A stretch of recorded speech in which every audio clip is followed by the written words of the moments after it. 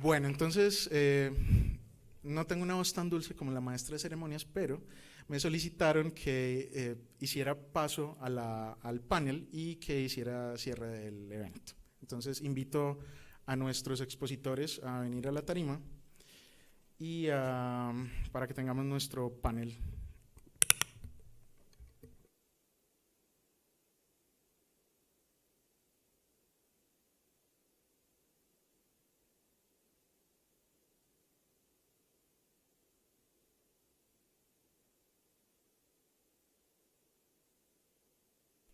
Como quieran. Este es el otro que puede ser para ese lado. Ah, sí, pero ese sí te puede ayudar Pacho arriba. Bueno, sí, puede ser. Ah, entonces.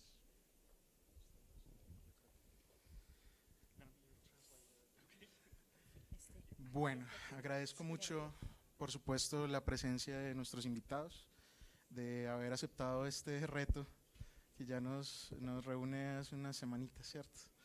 Bueno, entonces el panel básicamente tiene 3 preguntas orientadoras y después abrimos eh, preguntas del público.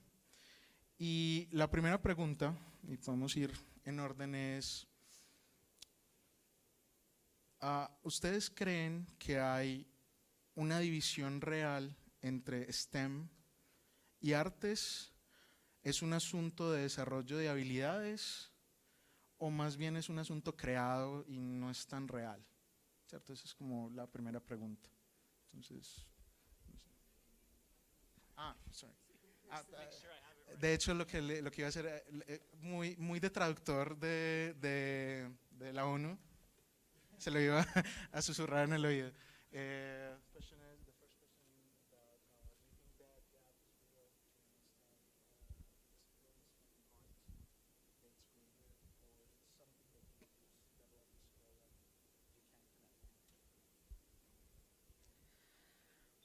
Bueno, yo creo que hay una brecha más cultural que real y creo que esa brecha cultural o ese estereotipo cultural es el que hace que lo que no es real, que es que haya esa diferencia, se convierta real para muchos.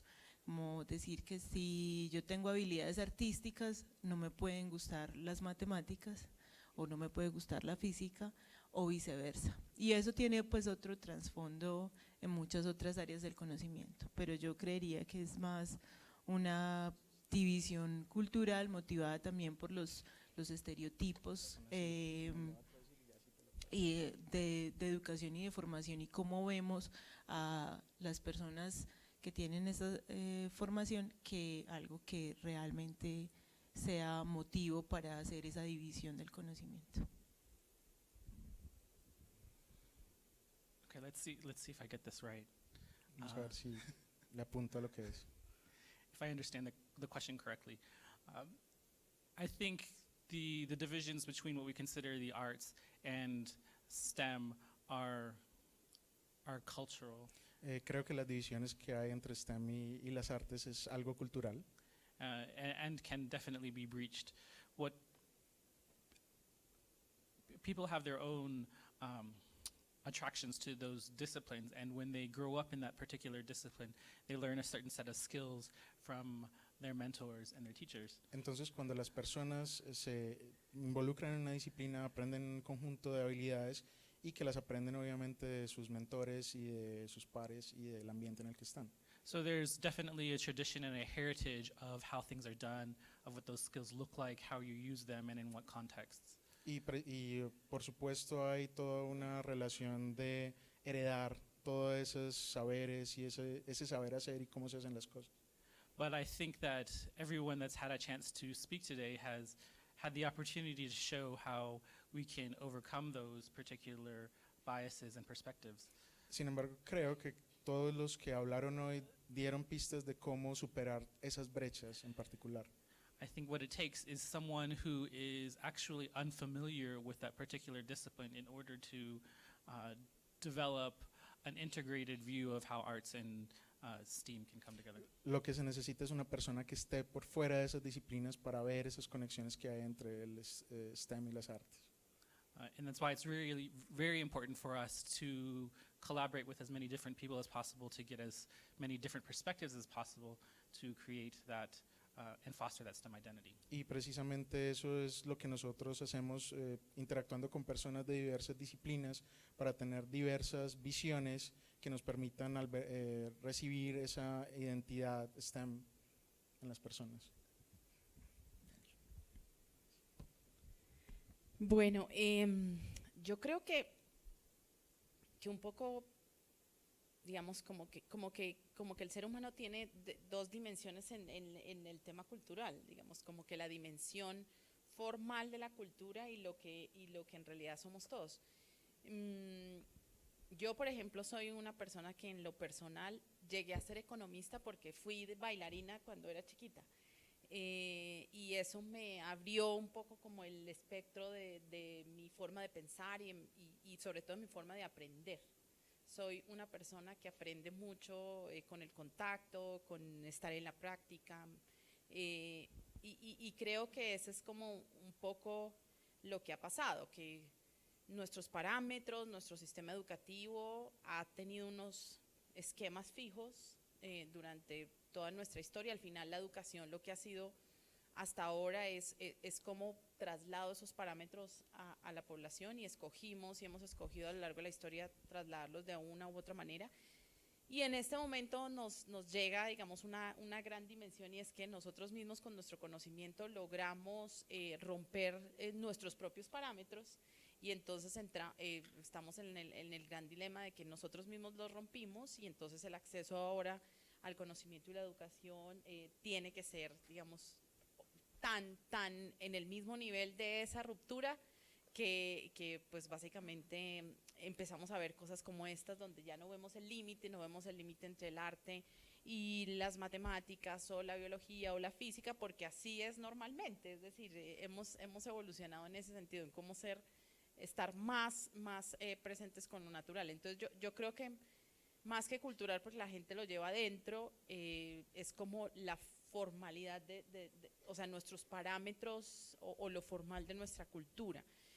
Ahí la gran, digamos, el gran reto es que, pues, por ejemplo, yo siento que la educación en este momento está en el mundo entero en un gran dilema, porque todo este proceso le ganó la dinámica de la educación. Usualmente la educación no es un sector muy dinámico en términos de lograr ir más allá por el tipo de discusiones que se dan y pues básicamente lo que nos espera es romper un espectro bien fuerte que tiene el sistema educativo que pues definitivamente no va a poder dimensionar y no va a poder generar ningún límite, casi ni siquiera para mí, casi ni siquiera en las áreas y en las profesiones, porque también hemos visto cómo durante mucho tiempo la gente se ha graduado de temas, se ha graduado y al final resulta siendo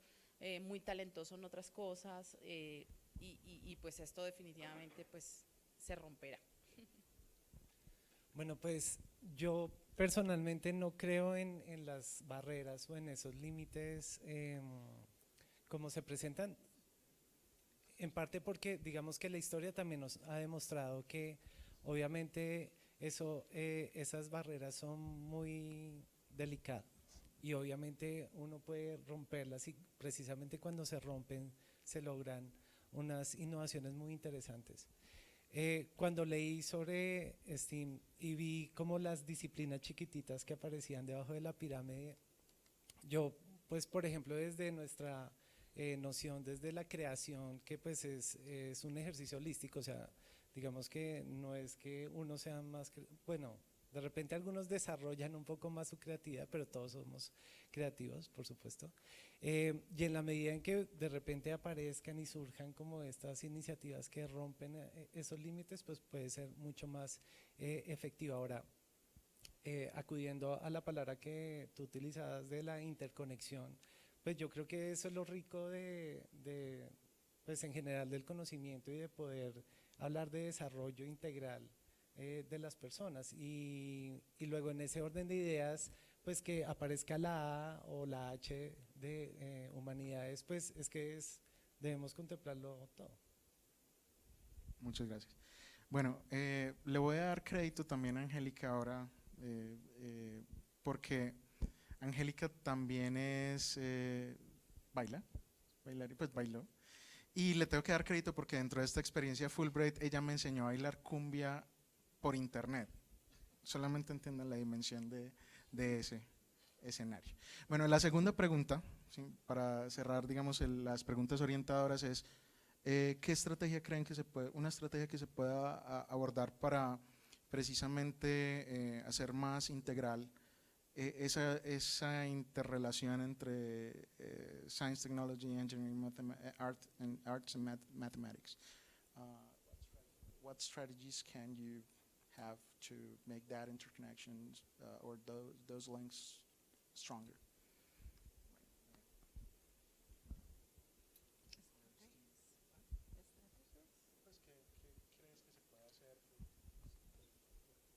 Yo creo que hay mucho por hacer, pero yo creo que una importante es dejar los estereotipos al lado. Y yo diría que es la más difícil, porque entonces por un lado está debemos tener un perfil para llegar a cierto punto, pero por otro lado es qué tan dinámico es ese perfil, o sea, qué tanto como estudiantes de básica, secundaria, en fin, o como estudiantes de pregrado, ese perfil tiene que ser de esta manera, o sea, qué tan raros podemos ser.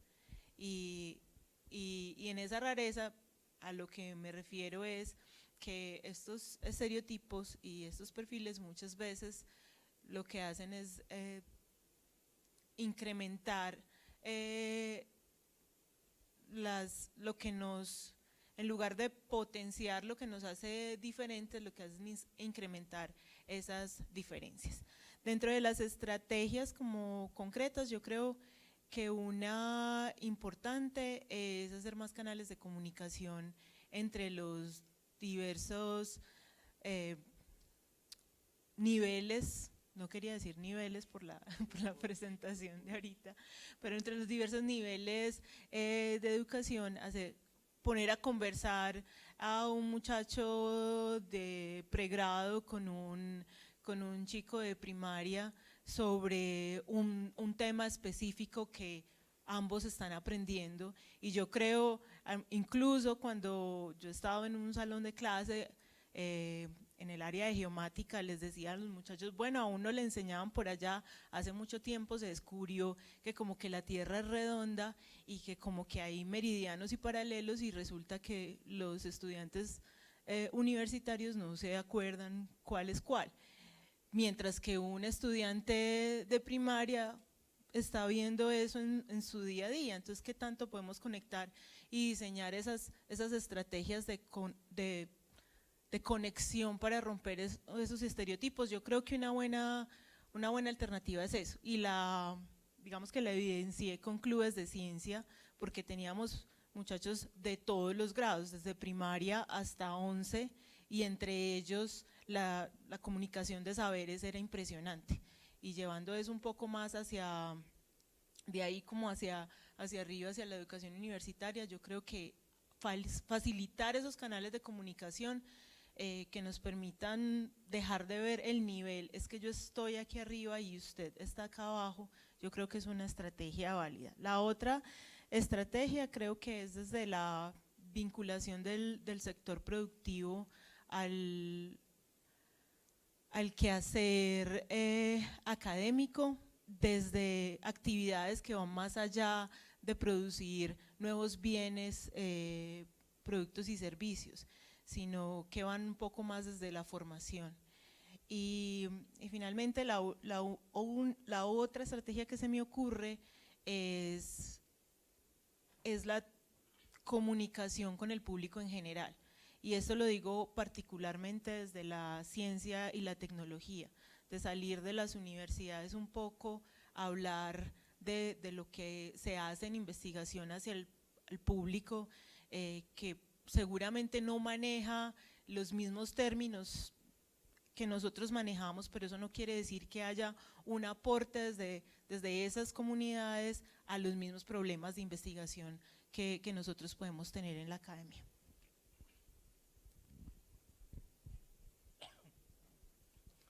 Okay, so I would like for you to repeat the question. And you've given it to me, but I've spent so much mental capacity trying to translate her while she's talking. So Se saturó tratando de entender lo que está diciendo Angélica. Bueno, pero lo que quiero es que le repita la pregunta.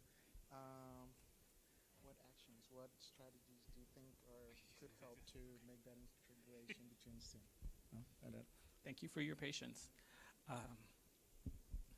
The biggest piece of advice that I would give anyone who is trying to strengthen the connections between STEM and STEAM and just create an integrated view of education is to be open. Lo primero que le diría a una persona que quiera hacer esa integración es estar abierto.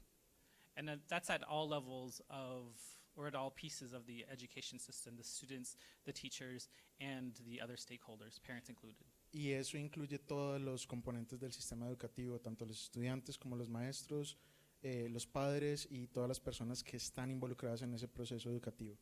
But what does it mean to be open, and how is that helpful? What I think is most helpful about being open is being open to new experiences, being open to inquiring, and in being open to wondering. Pero ¿qué significa estar abierto? ¿Qué significa esta apertura? Precisamente estar con esa capacidad o con esa indagación y esa apertura para poder conocer más cosas. And so that starts in the classroom. If the instructor, the teacher, doesn't set a tone and create a space where it's okay to ask those kinds of questions, be open to ask those questions, be open to investigate them, and be open to fail, then the connections between those different disciplines remain in place. Eso empieza en el aula de clase. Si los docentes, los maestros no permiten que haya espacios donde se hagan esas preguntas, donde haya opción de equivocarse y de que precisamente se puedan responder esas preguntas, es difícil tener esa apertura. And it's also then only when we're open to speaking to people and having diverse experiences that we can begin to see those connections between all of those pieces. Y cuando empezamos a comunicarnos con otras personas es que empezamos a ver esa diversidad y empezamos a ver esas conexiones.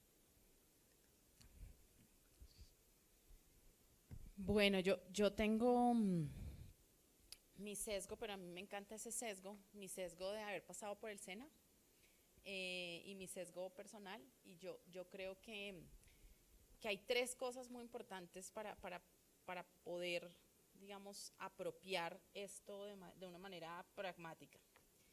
Uno es el cambio de chip de creer nosotros en las competencias de las personas y en las habilidades. Es decir, es cómo valoramos y cómo aprendemos a valorar mucho más lo que una persona sabe hacer y hace que el reporte o de un título o de haber pasado una materia o algo así. Yo creo que eso es como un cambio de chip que ya se está dando en muchos, digamos, partes de la sociedad, en muchas cosas en las que tú tienes que emplearte. Se valora mucho el trabajo en equipo, se valora tu capacidad de hablar, tu capacidad de comunicar, y eso creo que tiene que ser una tarea en la que el país avance mucho más. En ese sentido, yo sí creo que el paso hacia la formación por proyectos es casi que inevitable. Es decir, esto de que tú vas a un colegio a ver unas materias o vas a una universidad a ver unas materias, para mí es algo que está, digamos, no, y va a perder muy rápido el sentido. Y entonces, si tú formas por proyectos, y ese es mi sesgo allá, SENA, y es porque allá desde hace rato, bien, mal, con capacidad de mejorarse muchísimo, lo que sea, se forma por proyectos. Entonces, tú entras a ser parte de un proyecto. Claro, el proyecto estrella del SENA o en mi época era el Fórmula SENA, y era cómo hacías parte de un proyecto que era construir un carro Fórmula 1 a electricidad, pero entonces estaban los que estaban en administración para manejar los recursos que se les daban, estaban los que manejaban todo el diseño de la marca del carro, los que estaban bueno, todo lo que necesitaría eso, hasta el punto de organizarlo también pedagógicamente. Y por último, es como que también encuentres un espacio donde tú puedas hacer, validar y evaluar la competencia que tienes, que en mi lenguaje se llama un sistema de certificación de tus competencias. Que yo lo abro no solo al tema de competencias laborales, sino cómo nosotros podemos en algún momento certificar todo lo que sabemos hacer. O sea, no solo que hay una cultura de que hacemos las cosas porque desarrollamos habilidades, y el centro de nuestro sistema educativo es aprender y el aprendizaje, cómo ese aprendizaje lo logro a través de una metodología más eficiente. Estoy de acuerdo con Angélica, está súper diagnosticado en el mundo cómo es de efectivo juntar personas de diferentes niveles de educación. Nosotros tenemos un ejemplo que es muy conocido en el mundo entero y que fue creado por una colombiana que se llama Vicky Colbert, y que es el programa de educación rural que junta a todos los niveles en un solo, ¿cómo es? Escuela Nueva, perdón, sí, Escuela Nueva, lo sé, pero lo sé. Y eso entra dentro de este proceso de formación por proyectos, es decir, cómo tú llegas al colegio y el colegio ha desarrollado, claro, a través de eso hay una estrategia pedagógica súper bien montada, súper claros todos los elementos, y al final también cómo encuentro un lugar donde yo pueda hacer valorar mi competencia y mostrarle al mundo que yo la tengo y que soy bueno en eso. Y esas serían para mí las 3 estrategias. Bueno, yo voy a acudir un poco a las palabras de Jonathan en el concepto de lo abierto. Creo que es necesario manejar códigos abiertos, accesos abiertos, que nos permitan dialogar en todos los momentos con diferentes personas, con diferentes regiones. Pero pensaría yo que esto también requiere como una conciencia sobre quién soy, quién es el otro y dónde estamos para poder tener acciones concretas y más efectivas, que creo que también se ha demostrado en los ejemplos, y es que cuando las personas son conscientes de su entorno y formulan cooperando con otros, pues llegan a resultados que son increíbles y sostenibles, y que además se convierten en referentes para otros. Entonces es una cadena que puede ser muy interesante allí.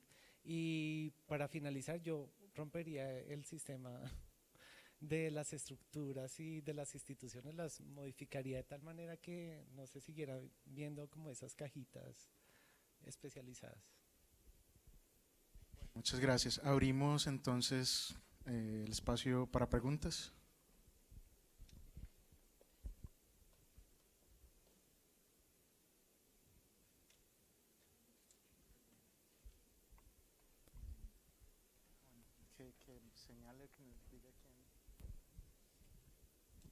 Buenas tardes. Buenas tardes. Manuel Bastidas. La pregunta es para Felipe. ¿Cómo cree usted que se debe hacer la educación en STEAM para que contribuya a la formación del ser?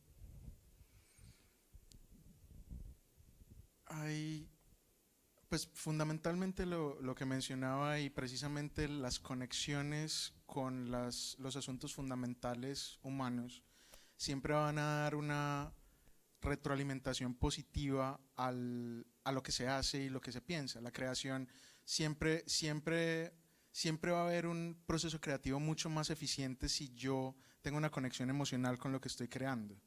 En ese sentido, si por ejemplo yo estoy desarrollando algo que sirve para uno de los casos de los clubes de ciencia que vamos a tener este año, en Oiva. Ellos tienen una comunidad de ceramistas que utilizan kaolín. hay unas canteras de caolín y eso hace parte del patrimonio cultural del municipio. Y los chicos saben eso y los chicos lo viven porque muchos de los padres también subsisten de eso. Ahí hay una conexión emocional, siempre y cuando se encuentren esas conexiones emocionales. Nosotros lo hemos hablado en la academia en niveles un poco más altos, cuando decimos, no, es que, lo voy a decir desde la perspectiva de científico, o usted hace investigación básica o aplicada o básica orientada. Hay unos saltos tan grandes sabiendo que hay un continuo que realmente lo que deberíamos hacer es empezar a ver cómo darle contexto a todo lo que hacemos en términos de generación de conocimiento. Y en ese sentido, claro, cada vez que yo hago un paso para el crear, para el hacer, eso tiene que redundar en algo del ser, tiene que ser potencializado por el ser. Y obviamente el desarrollo del ser se va a ver enriquecido por lo que yo hago en el hacer y en el saber. Buenas tardes. Dos preguntas. Una, pues iba en relación con esto, con lo que acaba de preguntar, sobre el ser, enfocado un poco a las humanidades. Ustedes hablaron en algunas ponencias de SH y de las humanidades integradas en todo este concepto de STEAM, pero digamos que en general se enfocan mucho en, listo, la tecnología, la ingeniería, la solución de problemas con esto, y esas humanidades, ¿qué pasa con ellas? Y lo otro es, ¿cuál es ese corazón, o pues una palabra, ustedes cómo lo dirían, de trabajar por STEAM? En el último video, con el ejemplo del proyecto en Leticia, la niña finalizaba diciendo algo que me pareció muy bonito, y es que pues con todo lo que pasó con ella, a ella le permitió decir, hacer de mi vida una vida mejor. Y cuando yo escucho las ponencias y en algunos apartados, pues salen afirmaciones como que el STEAM precisa de responder a unas demandas de la sociedad y del mercado. Finalmente, pues no sé, el STEAM, ¿a qué puede responder?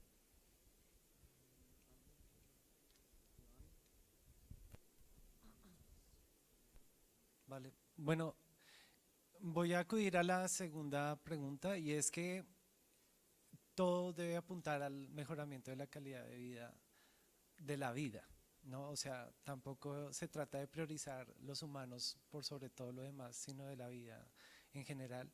Y en ese orden de ideas, claro, hoy también cuando escuché la H de humanidad, pues para mí es un ejercicio transversal, es como cuando se habla de habilidades blandas o el hecho del ser, ¿no? No es algo que necesariamente tenga que tener un foco específico, porque es que nace de nosotros. Entonces, las posibilidades, yo diría infinitas, en la medida en que podamos aprovechar lo que somos y los recursos que tengamos. Yo complemento ahí con iniciativas locales. Creo que es en área metropolitana y se extiende a algunas otras universidades. Hay una red que se llama Red de Divulgación Científica. La Bolivariana hace parte de ella, la de Antioquia hace parte de ella, AFIT, etc. Esa es una de las partes claves en las que se puede hacer esa conexión y se ha hecho. Particularmente, y porque tuvimos un enlace en el año pasado, el programa de divulgación científica de la Universidad Pontificia Bolivariana, a través de su vicerrectoría académica y la Dirección de Investigaciones, tiene un programa que se llama el programa Ingenio. El programa Ingenio es, independiente de lo que habíamos hecho y el trabajo que tenían desde hace 5 años, es hacer que las chicas y los chicos estén documentando y estén casi que reportando y estando pendientes y muy atentos de cómo comunicar lo que están haciendo en términos de ese desarrollo de habilidades. Y lo que tienen es una revista que se llama la Revista Ingenio. Los invito a que la busquen, Revista Ingenio UPB. La última edición precisamente fue acerca de experiencias que ocurrieron en clubes de ciencia. Ahí es donde, por ejemplo, se ve cómo se puede integrar saberes, saber hacer, no tanto del saber, sino saber hacer de otras disciplinas y cómo se puede integrar precisamente ahí. Ahora, que eso es una aplicación, así como también, por ejemplo, en un laboratorio la estadística resulta ser aplicada, entonces también aprendamos a divulgarlo. Busquen también, por ejemplo, una de las divulgadoras científicas más importantes del país, que es muy cercana a la red de divulgación, que es Ángela Posada Swafford, que sus artículos en Discovery, en National Geographic, ya reside en Estados Unidos, son geniales porque son relatos de narrativa desde casi que inclusive en primera persona o en tercera persona, mostrando cuál es la vida de un científico. Y la narrativa, la narración es, la filigrana es hermosa en ese sentido, pero es muestra cómo el científico en el laboratorio está y uno se imagina y se pone casi que está dentro del laboratorio cuando uno lee los artículos de Ángel. Ahora está explorando el tema de radio también, que inclusive probablemente va a ser muy bonito. Entonces, esas son formas en las que se pueden hacer integraciones. ¿Alguien más quiere? No, una cosa muy chiquita, y es que yo creo que cuando uno dice que todo este proceso de formación de estas competencias y todo se da para cubrir las demandas de la sociedad, es porque pues es para cubrir las demandas de la humanidad también. O sea, realmente es nuestras demandas sociológicas, psicológicas, antropológicas y pues realmente para crear una verdadera solución, y lo que hemos visto es que cuando se han creado verdaderas soluciones es porque se han tenido en cuenta la historia, la antropología y la sociología de manera tan profunda que llegué a tener una solución muy, digamos, acertada para el ser humano. Entonces yo sí lo que creo es que, como decía un poco Iván, pues esto está totalmente transversal, lo cual no quiere decir que uno no requiera personas especializadas en, por ejemplo, entender la sociología de cierto momento histórico, cierto comportamiento, para poder encontrar una solución o una alternativa a una demanda de la sociedad. Entonces yo sí creo que cuando por lo menos Natalia Ariza dice que debemos hacer una educación para cubrir las demandas de la sociedad, yo estoy totalmente pensando en el ser humano, no estoy pensando casi en nada, y pues ahí digamos que creo que ese es el lenguaje. Hoy, por ejemplo, mucha gente, tengo muchos conocimientos de muchas personas que estudian psicología y al tiempo desarrollan sus habilidades para entender mucho mejor el data science, porque tiene muchísimo de la psicología del ser humano dentro. Entonces, pues ahí es donde se están cruzando hoy esas disciplinas. Bueno, le doy la palabra a Angélica y creo que vamos cerrando, ¿cierto?